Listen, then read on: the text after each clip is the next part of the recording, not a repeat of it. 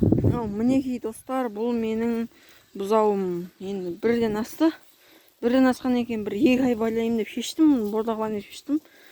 2 ай байлаған екен, жақсы саудасы өтеді. Мына бетінен түсірейін, мына бет әдемі көрінеді екен. Міне мақта бересін жаңалдегі жемділді. Бұл күшті енді. Бұл жем жеп қояды. Бұл шөпті де беріп тұру керек. Суды аз ішетін бұзауым да ше, бұл суды көп ішіру үшін не істеуге болады? Соны жазып кетсеңіздер комментарияға, білін. Суды көп ішіру үшін не істеуге болады? Суды көп ішсе сиыр мал жақсы семіреді дейді ғой енді.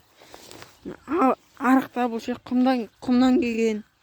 Бұл бұзауым, мен қазір бұған кешкі жемін қалай істейтінін көрсетемін сіздерге. Сіздерде қалай істейтіндеріңізді комментарияға жазып кетіңіздер. Неден істейтіндеріңізді комментарияда миларыңызды аштым ау дейме. Кешіріңіздер енді. Бұл комментария не үшін айтатынымды келесі видеода айтып беретін боламын.